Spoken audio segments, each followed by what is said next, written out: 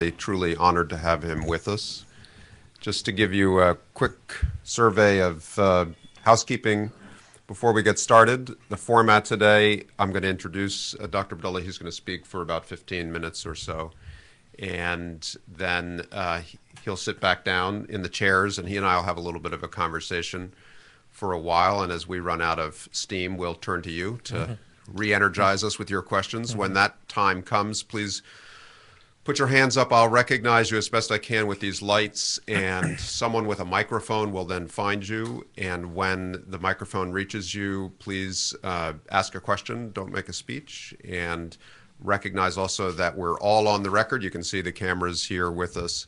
We're webcasting live, so identify yourself and speak appropriately for a broad audience. Thanks. So Dr. Abdullah is an old friend of many people here, I suspect. And some others may only have encountered him in his more recent role in Afghan politics. And I thought I would use my time in introducing him just to acquaint those of you who have gotten to know his public role in Afghanistan more recently with the biography and the background that those of us who have known him longer have come to admire so much. Dr. Abdullah today embodies the loyal opposition in a democratic Afghanistan in both meaningful senses. Obviously, it's very important for Afghanistan's politics that it have a broadly based political system, one that is participatory and full of free debate and full of opposition. It's also critical, given the violence that continues to menace the country, that that political opposition be peaceful, loyal, and dedicated to the good of the country. And I think during the stresses of the last presidential campaign, that's when a leader in the opposition is tested in relation to these principles. There were allegations, very serious allegations, documented by the international community of substantial fraud that menaced that election. As the #2 finisher in the election, Dr. Abdullah might have reacted to those allegations and that evidence of fraud violently or by urging protests or other destabilizing tactics. Instead, he adopted an entirely political and constructive position. He spoke freely and persistently about reform and about the flaws in the electoral system and about what was required to build a system that would allow for broader politics and more sustainable politics in Afghanistan. But in my judgment, at least, he did so entirely constructively. And that wasn't surprising, I think, to many of us who have watched his decision-making and his leadership over a long period of time. He has been tested again and again by events in Afghanistan and by violence, and throughout he has been a man of peace and a man of moderation. He was born in Kabul and grew up there, went to Kabul University in the early 80s as the Soviet occupation was taking hold, went to the medical school, became an ophthalmologist, and in 1984, when the Soviet occupation was intensifying, like many Afghan professionals, he found he simply could not find a place to live the life and do the work that he was called to do. So he went to Pakistan. He became an important humanitarian leader there, a provisioner of medical services. And in 1986, he also connected with Ahmad Shah Massoud, the important militia, military, and political leader who would do so much to shape the course of events in Afghanistan over the next 14 years. During the period when the Mujahideen took power in Afghanistan and formed their own government, Dr. Abdullah served in that government as a deputy foreign minister, among other positions. And in the darkest years after the Taliban took Kabul in 1996, between 1996 and 2001, that was another time of great testing, I think, for many Afghans, especially those who were forced by dint of their political convictions to leave Kabul and to live in a state of internal exile, struggling to be heard in an international community that was no longer paying attention to Afghanistan, that didn't want to hear about the complexities of its unfinished war. And I think some of you here at least will have known Dr. Abdullah during those years. He traveled, he spoke, always fact-based, always calm, always focused on the issues, and he insisted essentially that the world not forget about Afghanistan, despite the many temptations to do so. After 9/11, when the bond process took hold, he was the foreign minister of the legitimate government of Afghanistan, that which was recognized by all but 3 countries in the world. And as part of the bond process, he moved into that position again and was formally a foreign minister from 2002 until 2006. Today he arrives in Washington following on the visit of President Karzai to make sure that there are other voices heard as the United States thinks about its engagement with the Afghan government, as the United States thinks about Afghan politics, that we attempt to create a relationship between the United States and Afghanistan that is not overly personalized or rooted in any one grouping or personality. And Dr. Abdullah, after the last election, has formed a new political party called the Coalition for Hope and Change, and I think we'll hear something about that from him now. So please join me now in welcoming Dr. Abdullah to New America. Thank you. Thank you. Thank you, Steve. Thanks. Good afternoon, ladies and gentlemen. Thank you, Steve, for inviting me to this event and arranging and organizing it. And thank you all for participating here.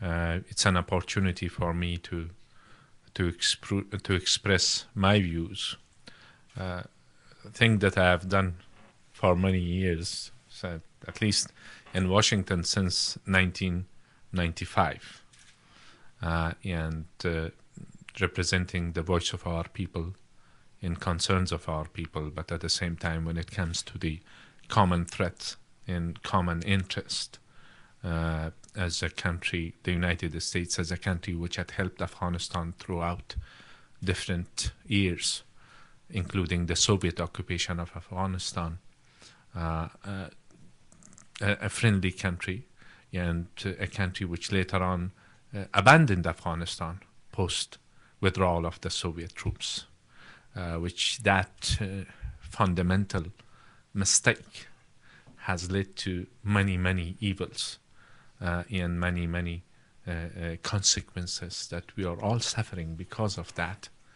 And again, it's like the irony of the history that towards the end of the 20th century, last decade, and the Soviet occupation of Afghanistan, the Cold War, Afghanistan was somewhat a significant factor. And then Cold War ended, 21st century, and another global threat, Al-Qaeda and terrorism, and then Afghanistan is also at the core of that issue. That has made me remain in this because I think it's not just Afghanistan. Our humanity cannot afford to lose this war. We call it campaign, war, efforts, whatever, a struggle. Our civilization cannot afford. Billions and billions of peace-loving people cannot remain hostage to the evil ideas of a tiny minority of the people which are threatening our civilization, our peaceful coexistence. And Afghanistan is a part in it. Our part of the world is a part in the whole, in this broader picture. So as an Afghan, first of all, I would like to thank you, the American people, for supporting us in different phases of our history, for your sacrifices, for your contributions. At the same time, I think we need to know where are we heading. One thing I can say with certainty, unfortunately, that in our country, our leadership, our administration has lost sense of direction. They don't know what to do, where to go. And that's after a period that a golden opportunity was provided for Afghanistan. The people got together post September 2001 the people of Afghanistan and the whole international community joined hands in order to help Afghanistan. And we have missed in the past few years some good part of the opportunity which was provided for us due to certain other factors, including that one factor that after a while from the positive developments which took place in the country, our leadership lost sense of direction. For example, I will just leave one or two examples, and then I may conclude my introductory remarks and start the more interactive part of the session. The political process. One part of the political process affects 30 million population of the country. 30 million population of the country, absolute majority of the population of our country. That is being ignored by our leadership, by Mr. Karzai in our country. And he has a false hope by creating some noise about another part of the political process, which involves 30,000 people, which is Taliban, Al-Qaeda related people, and talks about it as if there is something going on that we can bring peace to that country through dealing with these groups politically.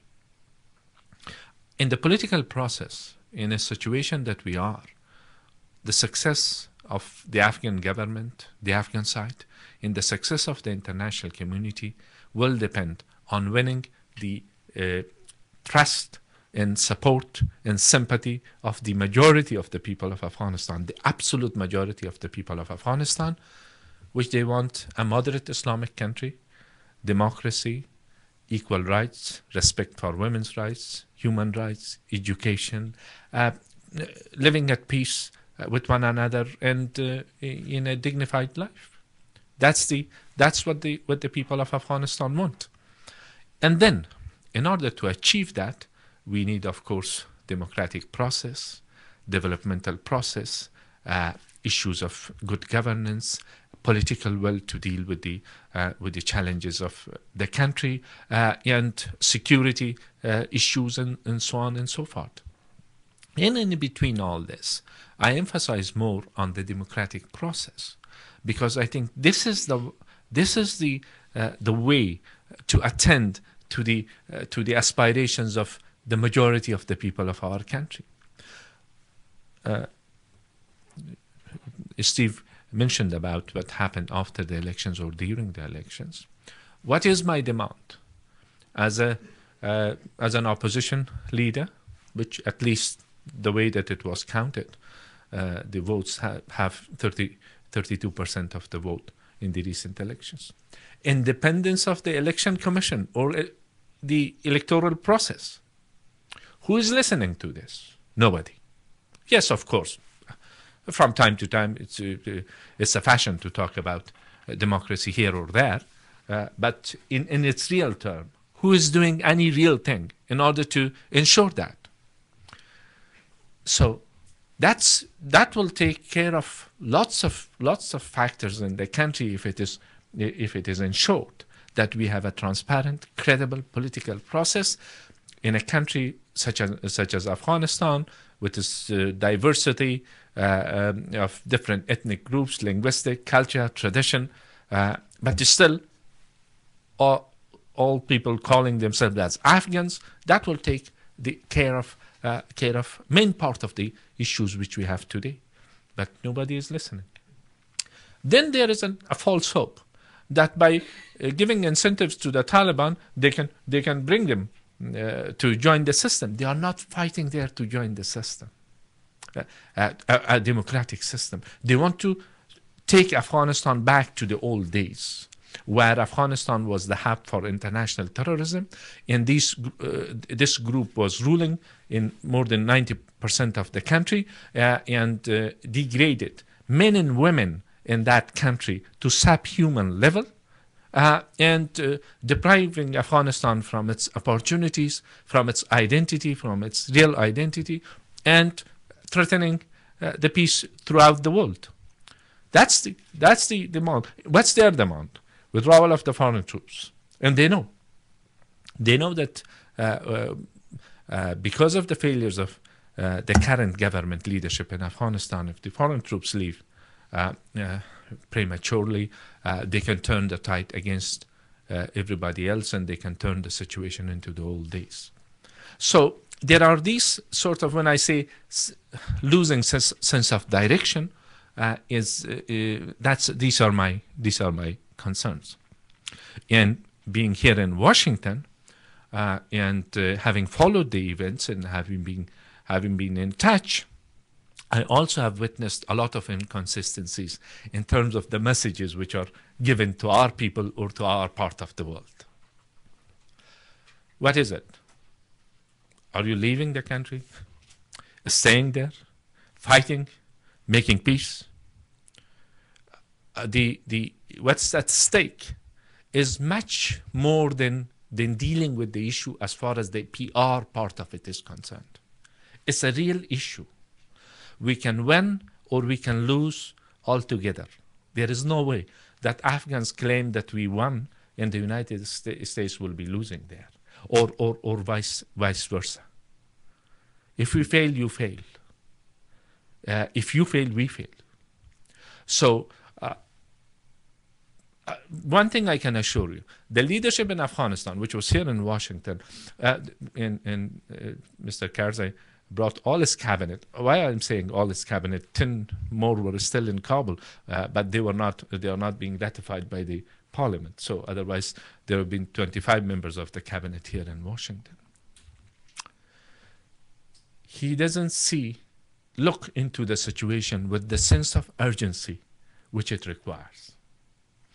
His political will doesn't match the sacrifices which the Afghans have made for gaining their freedom and getting out of the ashes of 25 years of war, or your contributions or sacrifices of your own men and women. So that's a fact of life. What can we do about it? So these are the things that I've raised it now, and we can talk about it around these issues and any other issues which comes next. But at the same time, what about Washington? What's the mission? What is the definition of the mission in Afghanistan? We should know. Your people should know. If I say that sometimes I get confused with my exposure to Washington, with my interactions and all connections, and the way that I know this place. So you cannot blame our people or the adversaries for being confused or taking advantage of this situation. So these are serious questions. And if I cannot do anything more than that, I should just try to raise some more awareness about these serious issues, and hopefully the way forward for us is what our peaceful citizens would like to see happening, and peace-loving countries would like to see happening in that part of the world. And once again, thank you all for participating, and I will be at your service. Thank you.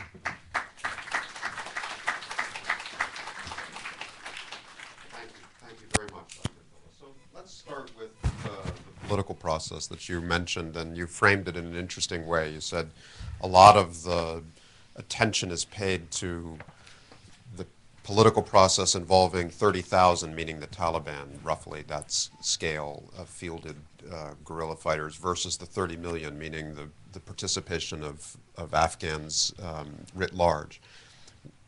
First of all, we have a parliamentary election notionally coming up in September.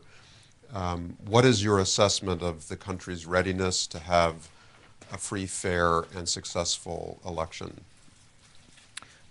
Recently, there have been some changes in the election commission, the removal of two culprits for the fraud, massive fraud which had taken place. I welcomed it, but I should say that those were the head of the elections, independent election commission, as well as the secretariat. But these are far from being sufficient. That's one. Next to that, in a recent decree by Mr. Karzai, issued by Mr. Karzai, presidential decree, which was rejected by the parliament twice unanimously by the lower house of the parliament, he has brought the Elections Complaint Commission somewhat under the influence of the Independent Election Commission, in retrospect under his own control. That's a setback. That should be corrected, because that Elections Complaints Commission, it was a key player for me. That was the main reason that I could convince the people that, look, there is an independent body that we can register our complaints, you can register your complaints, and I'm sure to a large extent that they will deal with it independently. And they did to a large extent. They resisted the pressure from the government. And independence of that commission, the way that it used to be for the presidential elections, it's important. Otherwise, it will be a setback for democracy. It will be like, as far as the trust of the people over the process is concerned, I think it will be very damaging. So that's my concern. And as far as the government using state apparatus, state resources in favor of the candidates loyal to Mr. Karzai in these issues, I'm absolutely sure that these things will going to happen. But I do believe in the power of the people. And if they change during the presidential elections, I don't want to go to nitty-gritties of that and bore you with that. But in one stage, they changed one rule. According to that change, which was unlawful by the Election Commission, had it not been for that change, the votes would have turned in the first phase to 42 for Mr. Karzai and around 35 for me. That's according to the UN officials. Yes? So they changed it in the middle of the game to save him like 10% more vote. And then when the counting started and went below 50, and then they stopped there. So these are the things which happened earlier. We cannot afford this. It can lead to crisis, political crisis throughout the country, so it can be prevented at this stage. So you mentioned the two unanimous votes of the parliament about the electoral reforms, and then also you alluded to the rejection of some of the cabinet ministers nominated, or at least withholding of confirmation so far. There's a lot of analysts who say the parliament seems to be asserting itself, especially over the last year. Certainly those unanimous votes are rare, looking back to 2004 and beyond. What's happening in the parliament? First of all, I think Mr. Karzai went too far as disregard to the rule of law, to the constitution of the country, as well as to the decisions of the parliament. That in itself was a factor, a main factor.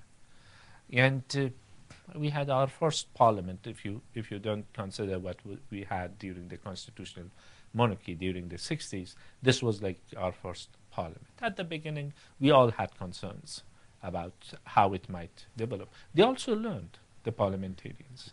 And the presence of a small group, not a big bloc, of opposition, which was dedicated and had a purpose, and knew how to do, was also an effective factor behind what you see, the recent developments in the parliament. For example, the same thing that didn't help Mr. Karzai during the elections, like lining up leaders which had lost popularity among the people in thinking that they will deliver vote. And during the selection of the members of the cabinet, also he relied on their advice or their recommendations. The same thing had its impact on the parliament. Earlier, the impact was on the voters in the presidential elections. Later on, this was on the parliament. Having just gotten back a few weeks ago from a trip to Afghanistan, it's easy to be impressed by the changes in the parliament and to see that there is some new confidence there. But when you travel at the provincial level, it's also striking that the idea of building democracy down to the district level and the sub-district level remains virtually not started, never mind completed. And there are so many different visions for how local government and local democracy should be constructed in Afghanistan. What is your own, and why do you think President Karzai seems to resist serious reforms that would share power at the local level? His idea of ruling, his idea of control, controlling your citizens, rather than getting the power from the power of the people. So his idea of power is control, and through exerting inserting his influence through cronies, relatives, and people who show personal loyalty, he thinks that he can control the country. And that's why you will find no other reason for this issue of governance, bad governors being recycled from one province to the next and leaving grievances among the population behind and resentments behind, yes, which leads to the growing gap. So that first, it comes from that mentality. And second, it's because of the system. Our system is also highly centralized system. Every major decision will be referred to the presidential palace, or it's Kabul-centered. If it is governance, politics, security, developmental process, or whatever. So that also needs a thorough review. In our movement during the presidential elections, and later on, as we have laid the foundation for the new movement, Alliance for Change and Hope, the main part of our political platform is some decentralization. Elected governors, elected mayors, so they will be accountable to the people, towards the people. And also the people have a share in the power. And so that's what we are calling for. In terms of the electoral system law, we are asking for a mixed system where the parties also have a role. Our system is SNTV, single non-transferable voting system, where the party's role is not defined. And there are changes which require constitutional amendment. There are changes which could happen today under the current constitution, like formation of local shuras, truly representative shuras, which can recommend the priorities of the people, and then the rest of the process, issues of governance and developmental could shape around those priorities. So if I move to the developmental part, in the developmental strategy, first of all, it's mainly resource-driven strategy rather than indigenous priority-based strategy. And secondly, it's again Kabul-centered strategy.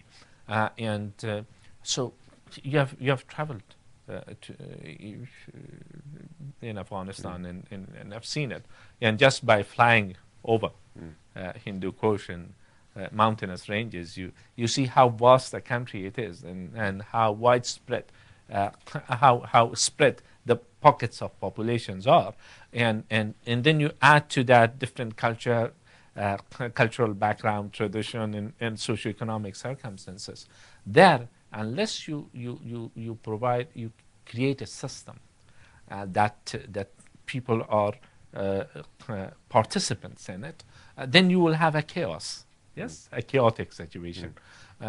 So in today's situation, there are ways to make up for it until we can amend our constitution. So you mentioned again this formula of not enough attention to the 30 million and too much to the 30,000. But of course, the war is being driven by the violence created by the Taliban, and now there are multiple attempts to try to figure out how to turn the momentum back against the Taliban. And one of those is a political track. President Karzai is going to hold a peace jirga finally, it seems, at the end of this month or the beginning of next month. The United States, from London, the London conference until now, has emphasized a series of internationally funded programs to reintegrate defecting Taliban commanders by providing a more specific program of security and jobs and so forth. What is your evaluation, first, of the peace jirga? What should our audience expect to come out of that? And secondly, what is your evaluation of American policy of trying to reintegrate the Taliban at the local level through this London conference program? First of all, about peace jirga, it's mainly government-led initiative. It should have been a sort of nationally much more broad-based initiative in order to gain the trust of the people, because some people in the country, and that's significant number of people or parts of the population, they think that it's an attempt to bring the Taliban back and to reverse the situation. So I'm not saying that this is an attempt in that direction, but the perception of the people, it matters. That adds to the atmosphere of mistrust, which is already there. So those things are not being considered in the preparation for the jirga. And 1,500 people will be invited. Most of them are invitees without being participants right from the beginning in working out around the agenda and so on and so forth. Next to that, if the aim is to reintegrate Taliban through the recommendations of this consultative meeting, I cannot argue with the title of the conference, because it's consultative. But in real terms, what is it that we want to achieve? Or in what sort of environment? In an environment that we are losing support of the people, which are supportive of the process. They don't have any problem with the democratic system. They don't have any problem with the international engagement, progress, education, normal life for citizens, equal rights, and democracy. Yes, we are losing these people because of the corruption in the government, injustices, absence of rule of law, and many other factors that are involved. And Taliban are getting recruits from these people. I should also mention the issue of civilian casualties. I read this morning an article, and it saddened me. First of all, I would like to express my condolences for our citizens who lost their lives yesterday in a plane crash, and there were two American citizens as well, and other foreigners, to your people and to our people. And the place that the raid, NATO raid or Afghan forces raid had taken place in Surkh Road, I visited that place 3.5 months ago. I went together with a few friends, left the bodyguards back, and just walked through different villages and gardens, and then exactly the same village. And there was an Afghan American which had come from California, and his origin is the same place. He took me to a shop where he said that this is like 7-Eleven in the United States, like the only shop for many villages around. And it really was one like that. And there so we were walking around without bodyguards, without any arm, and villagers were welcoming. 2 stories. First, 2 little children. The boy was talking to his sister, and I said that, what is it that you're talking about? He said that we had your pictures here in our shop during the campaign. This is Eastern Afghanistan, Pashtun-dominated areas. But so, uh, uh, and he said that twice they removed it, we put it back. Then I talked to their grandfather was also there. Their grandfather said that in my lifetime, I paid for the headmaster. My father paid for the headmaster in order to release me from the education, so I don't have education at school. But now there is a new opportunity. I don't want this to happen to my grandchildren. I take them, the boy and the girl, both of them, myself to the school. So to make sure that they don't go through what we went, so most of the problems that we are faced today, it's because of the education. This was like a man of 75 years old. So 3-4 days ago, I was in Almaty, Kazakhstan. I learned that there was a raid in that district, and then as a result of that, 9 Afghans were killed. And of course, I don't have the full account of what had happened, but it seemed to be the people, the area, not an area that the Taliban will bother coming, because the environment was not friendly to the Taliban. This is an illiterate 75 years old talks about education for their children, boys and girls. Yes, so then we had civilian casualties there, and then as a result of that, lots of unrest and lots of grievances. And it was in Washington Post. I saw the pictures of women crying there. So this is also part of the grievances of the people. So in such an environment that we are losing the support of the people, to think that we can bring the people which are against the process fundamentally, against all the values, common human values, shared values, to think that they can bring them back, they are not fighting there because they cannot have, they cannot be painters or carpenters, because part of the incentives is vocational training for the ex-combatant. I don't know. It's a sort of program which has been worked out for a different climate, not for what is going on in Afghanistan. So the things, when I looked into the details of the reintegration program, it's very much unrealistic. But the way forward is to win the people in order to isolate those extremist elements, so they don't see a situation that that they can take recruits from the people. And then from among them there will be people which have joined them with grievances. Because of the grievances, find a space for them. And for the wider population, make sure that it's not an attempt to go back to the Taliban area where men and women will suffer under such a regime, and so the country will be deprived of any opportunity. So just as I finish and turn to the audience, we've been talking a little bit about the performance of the Afghan government, Afghan politics, and a little bit of international policy as to negotiating with the Taliban. But I wanted to finish by asking you about U.S. policy, the 3 sort of pillars of U.S. policy, at least as I understand it. One is the counterinsurgency campaign that is now unfolding in Kandahar province.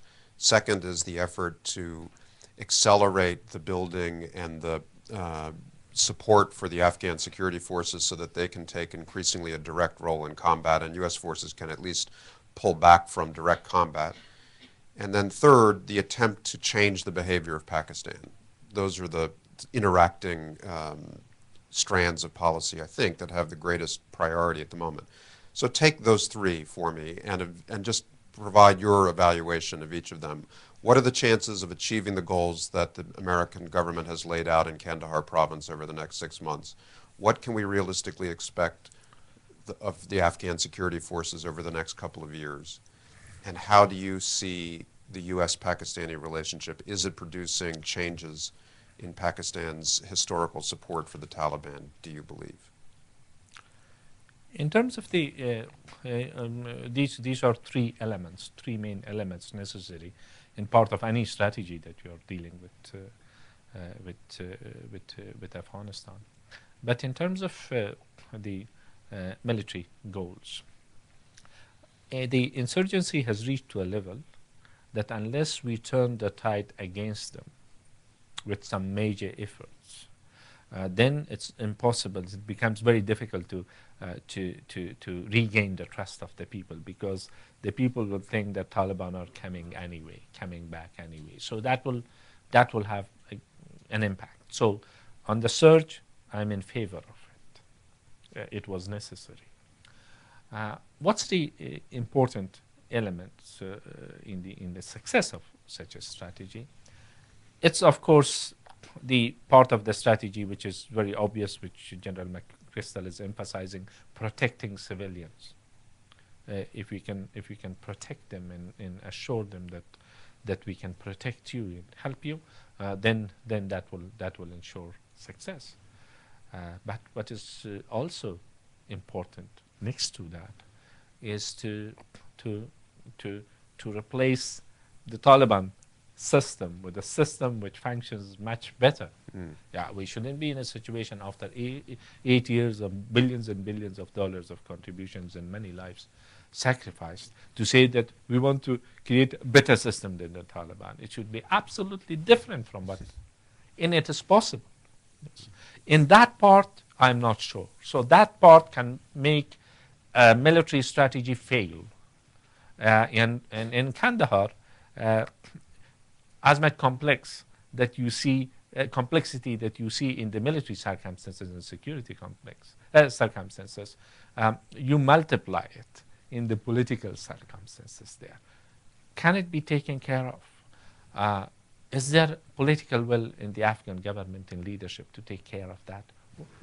When the citizens take the courage to say the president of the country that in Marja that we prefer Taliban to your corrupt officials. If you bring them back, we will support Taliban to come back. Okay, it just requires a listening ear that listens to it and takes care of it. Or when he went to Kandahar and there he spoke to the people and asked the people, tell me whatever you want to say. He said that, Mr. President, if we say the truth, if we tell the truth, we will not see the daylight tomorrow. If these harsh realities prevail as far as the populations are concerned, then to expect that we can change that also through military efforts, that's impossible. So that's a very important factor. That's in local level, but at the same time, the bigger picture is also important. And the security forces, how do you see that coming? I think the security forces are developing well, especially the National Army. Police also, I will not, there are lots of flaws in our system, but police is not supposed to fight a counterinsurgency, but they are being caught in that sort of situation. So their initial role as providing law and order, in protecting law and order in citizens' security, that's left aside, and now they are in the counterinsurgency, and we lose a lot of police force because they are not trained for that. But the National Army is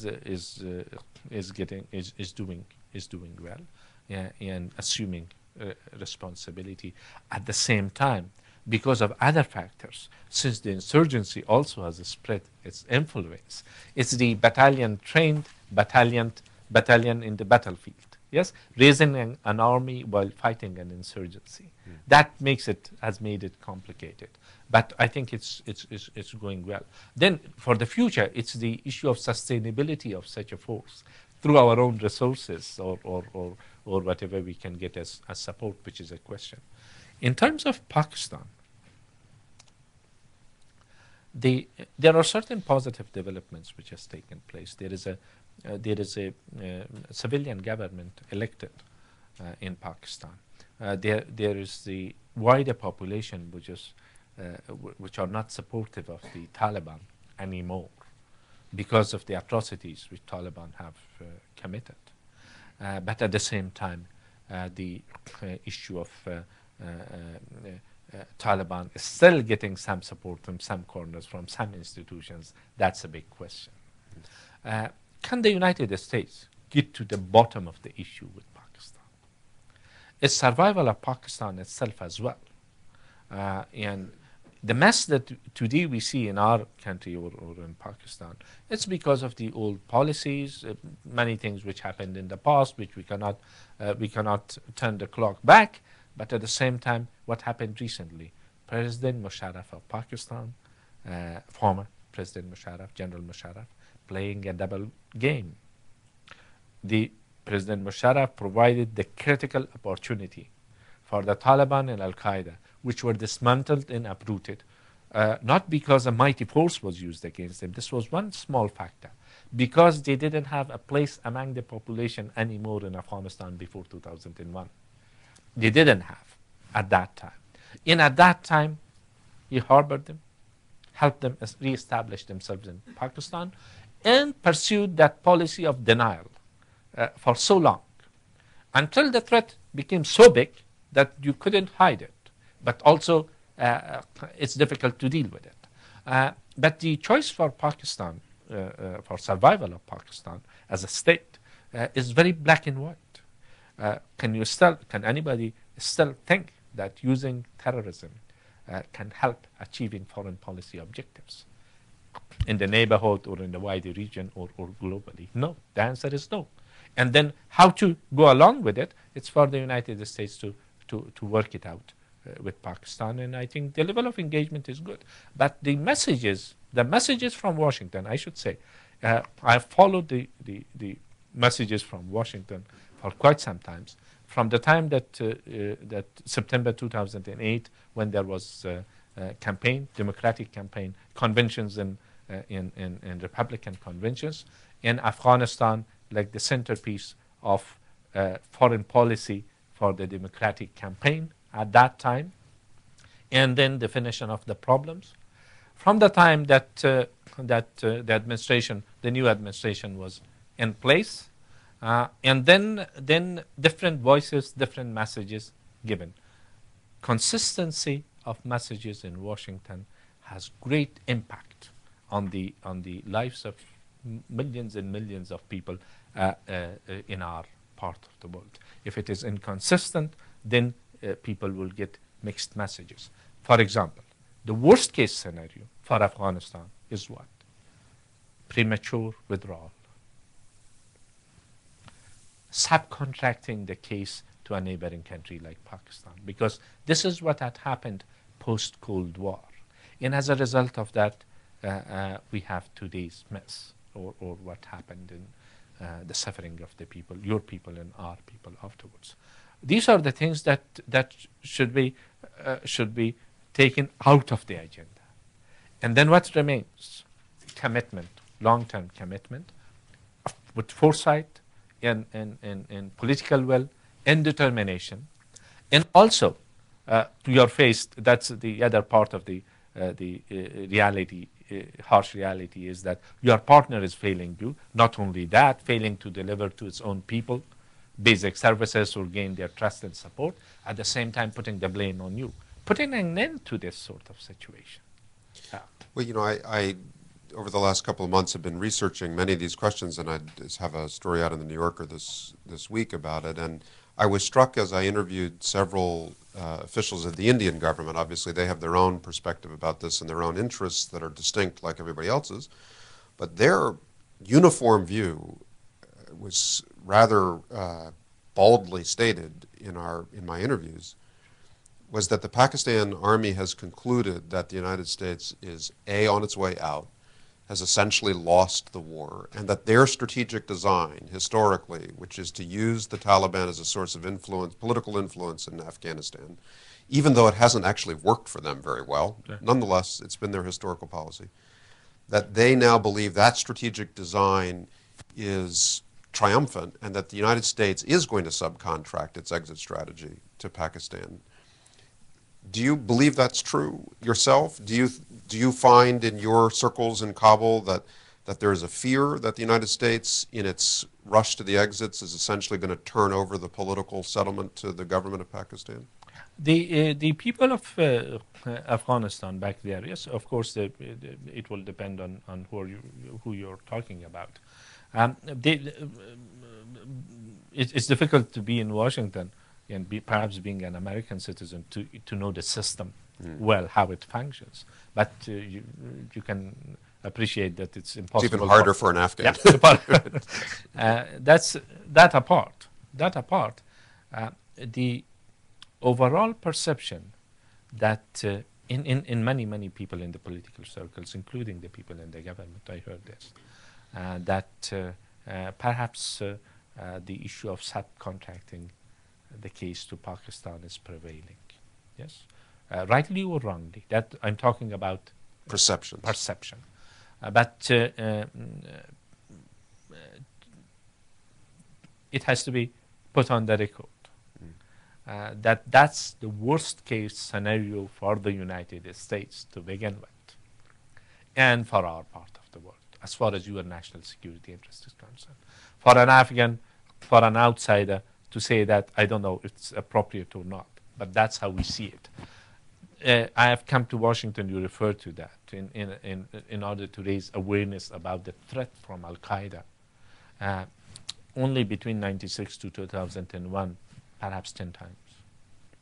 Being received with officials here at the State Department at the working level, and giving my message, and message received with some skepticism, sometimes friendly attitude, of course, always, but mainly with the skepticism, in the issue of Afghanistan defined as an ethnic issue all the time.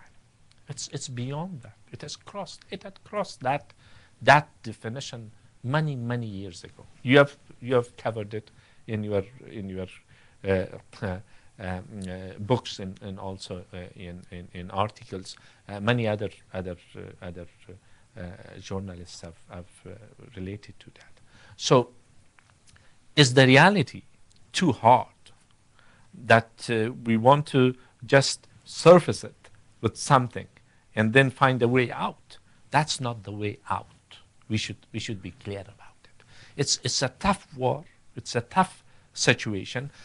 In the fact that your partner was not able, the Afghan government was not able to deliver to its own people, and also has not been so much trustworthy, I should say, to say the least. That has made it even more complicated. But the way forward is that we know what we are up to, and deal with it accordingly. Great. Thank you, Dr. Abdullah. So let's take some questions from the audience. Yes, in the front here. If you could just wait. I'm sorry for the mic. Thanks. Maria McFarland from Human Rights Watch. I have a two-part question. In the last few years, there has been progress on some key issues like women's rights, despite all the backsliding. How serious do you think the risk is that in a reconciliation process with the Taliban, that very conservative elements will enter the government in senior positions and roll back some of those gains? And secondly, how much leverage do you think the U.S. has now? How much influence, especially in light of President Karzai's reaction a few weeks ago? How much influence does the U.S. have in these issues? This is a serious concern among the people of Afghanistan, to see it from a different angle. That perhaps with Taliban joining the government, we can reverse. The process could be reversed in terms of women's rights, in terms of the education for boys and girls, and many other things which we consider it as a progress. That's why I'm saying that the definition of national reconciliation program has to be clear to the people of Afghanistan. Respecting the Constitution, giving up violence and civilian links with terrorist organizations, and joining a peaceful life. And then the Constitution of Afghanistan provides for women's rights, human rights, to the extent that it has covered this. But certainly this is a concern among the people. There are some of the things that cannot be reversed in that country. That I also, for example, the media freedom of speech. the awareness of the people about their rights. People are ready to fight for their rights, men and women. So some of the positive developments that you yourself referred to is not reversible because of the people's part in it. But at the same time, we shouldn't allow any opportunity to test it, that it's possible to reverse these positive developments or not. So we are wary of that, and the people are wary of that. In some areas of the country, unfortunately, where Taliban have some influence, they have stopped education. Again, the same thing. So these conditions have to be clear in order to generate support, full support behind the process, and to prevent that reverse in the process. In terms of leverages, it depends on how you use your influence. The first round presidential elections was stolen with your taxpayers' money. Yes? You allow it to happen next time. It's a choice. And your administration has a responsibility in that. To do it, to use, yes, of course. It was in 2008 when I went to the National Security Council. I put it on the record that from now onward, I don't see President Karzai having a constructive plan how to move forward. He will resort to two things: nationalist card, and also using conservative clergy against the progress or any call for reform. 2008 September, putting it on the record. My colleague Omar was with me very openly in the same way. Beware of this. What is it that I'm recommending? At that time, I was not supposed to be a candidate. I had not decided. I was asked in different occasions. I said, no, I'm not decided yet. But that was something that to put it on the record and to give to ring an alarm bell. And I said that what is the way forward? If the elections in Afghanistan is rigged with your money, you will be stuck. All people will be stuck for quite a few years without any hope for any progress. I'm not recommending that you support such and such person because automatically they switch to what's the alternative. That's this alternative to be decided by the people of the country. Don't bother yourself about this. It's too complex. You cannot solve it. You can have some conventional reasons. Who is Pashtun, who is Tajik, who is this. A few things as such. Who's World Bank educated, who is not. After that, it's too complicated. Yeah. After that level, when it comes to the realities of the country, it's too complicated. So, what happened? What happened?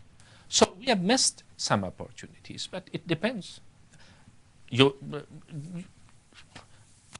The administration's call for reform, for fighting against corruption, this is from the heart of the people of Afghanistan.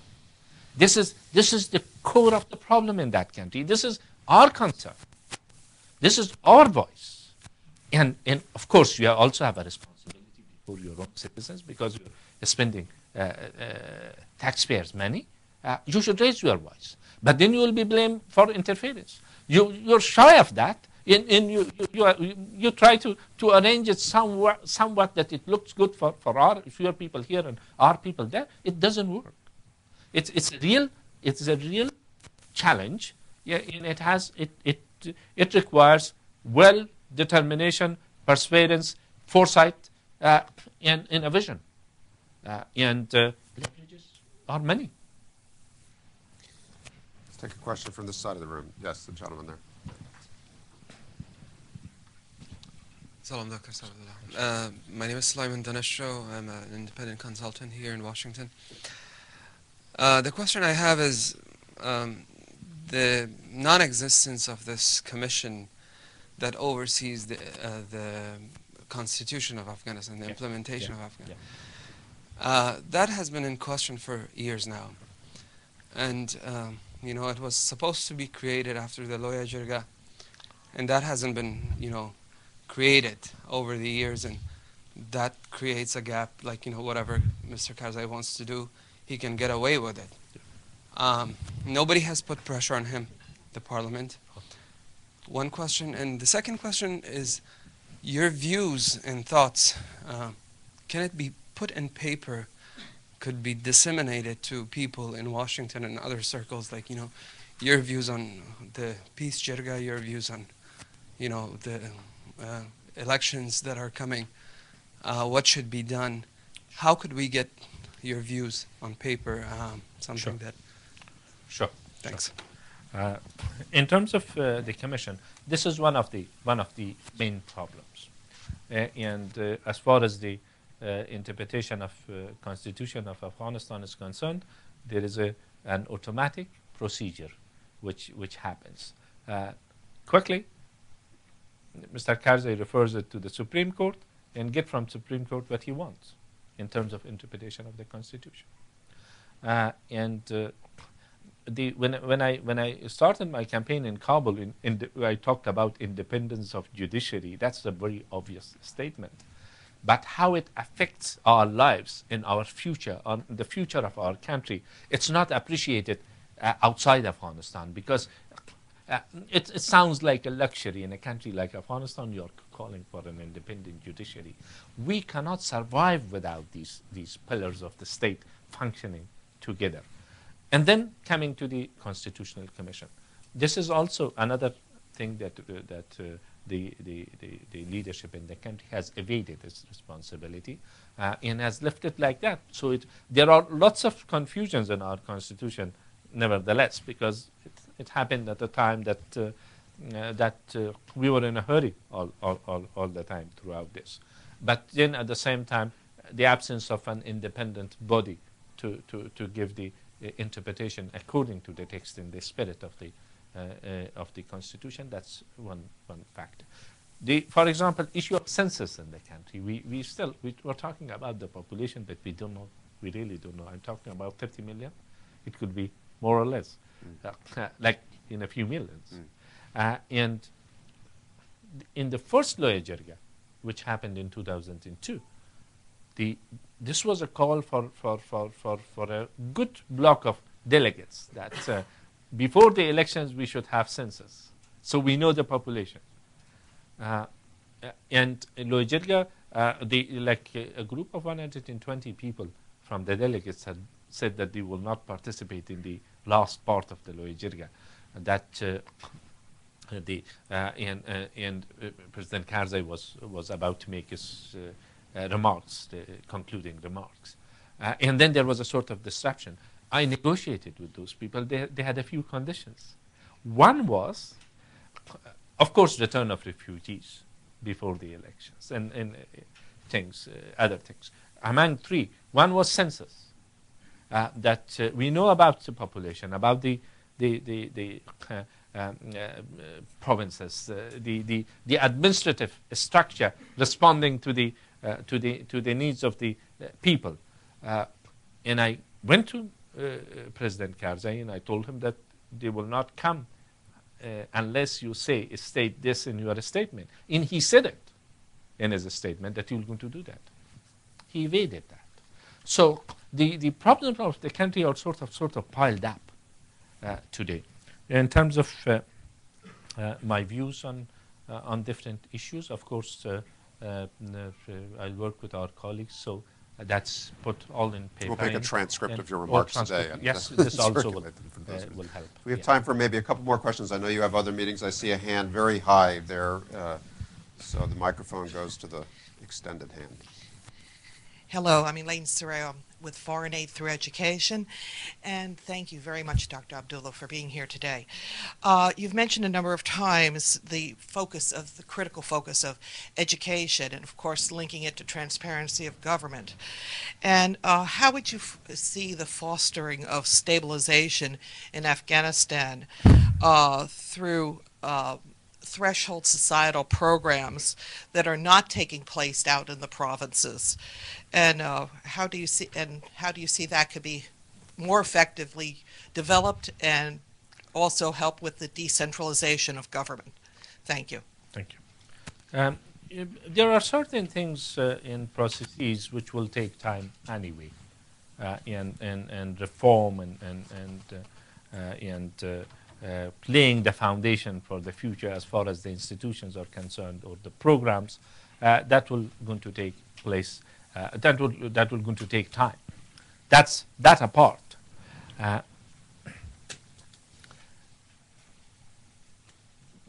While millions of people are attending education in our country, when they reach to an age of, let's say, teenage, at that time they start worrying about the future. What will happen if I graduate from school and later on from the faculties and universities? So the education system is not being worked out according to the needs of the generation, in also the time change, that when they go out, what will happen to them. So there are lots of concerns as such. The private education is doing well, but it's of course the private sector is doing better, much better, but people cannot afford it.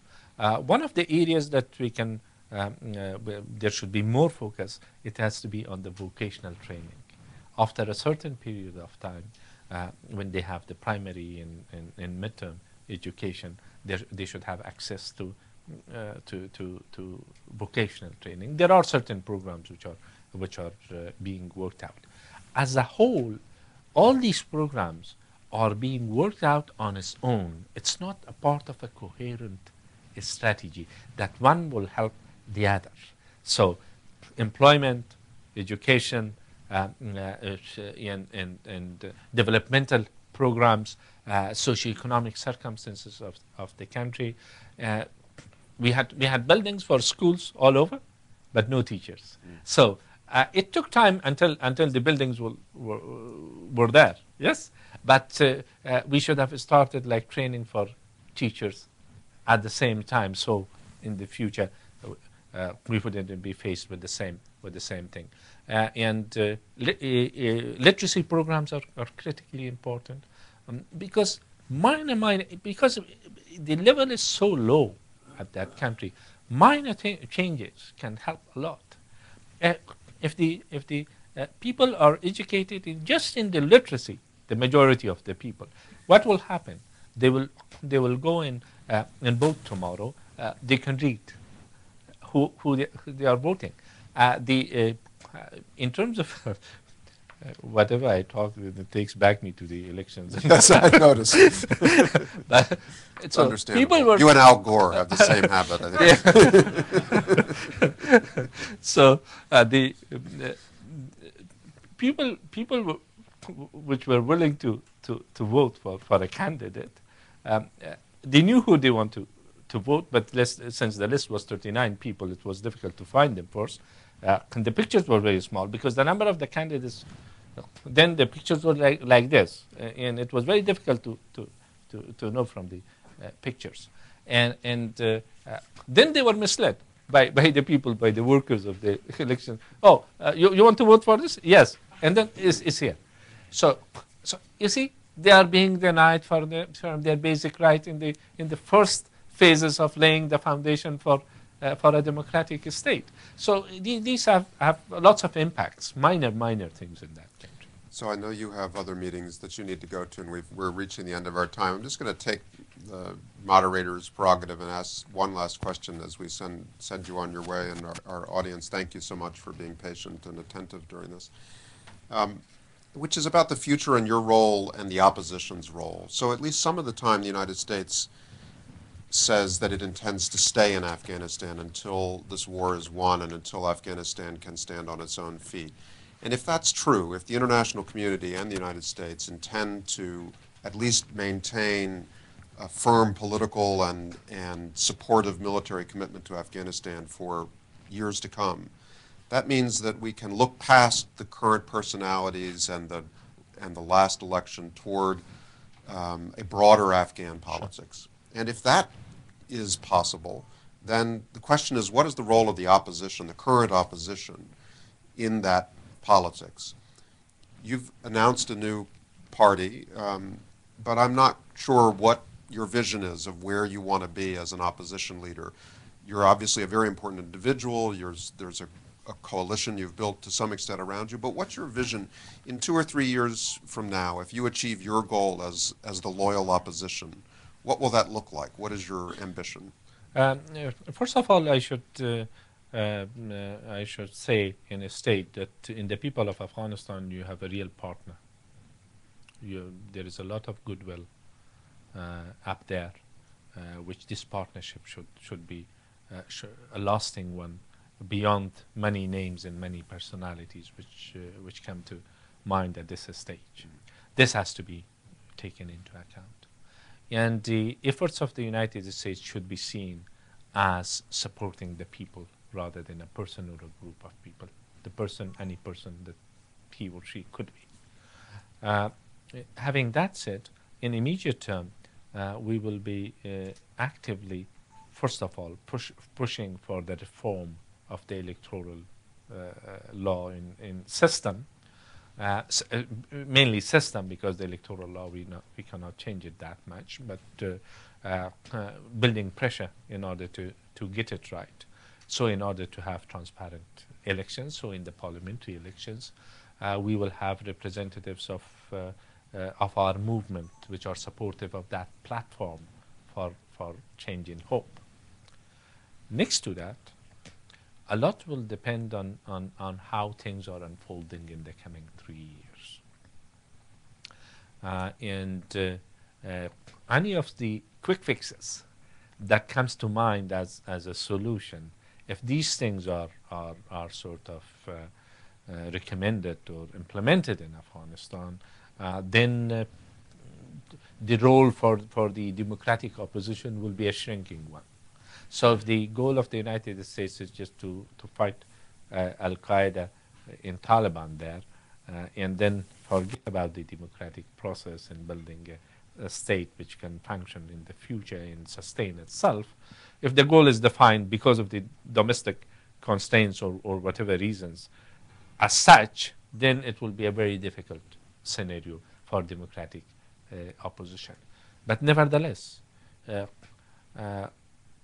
because lots of sacrifices have been already made by the Afghan people throughout 30 years, your people as well.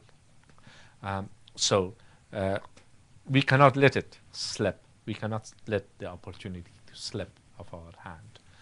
We will have to find our way out of this in order to get it done. So I'll be in it. I cannot say clearly in 4 years' time what will be my position or our movement's position. We will be in it in order not to let it derail, because for us it will be forever. The United States, I will see that it will be very difficult consequences for the United States as well under the same scenario. But as a big country, you might be able to afford it. We don't know. But for us, we cannot reverse the course if we lose it this time. So at this stage, I can say that I'll be doing everything in my hand with the support of the people in order not to let it derail, rescue what is left from the democratic process in that country. Well, as I said in my introduction, you've been in it, you've hung in there in darker times than these, and so I really do admire your fortitude and hope you'll continue to come to Washington and give us the benefit of your independent voice. Thank you for coming, and thank you all for being here. Thank you.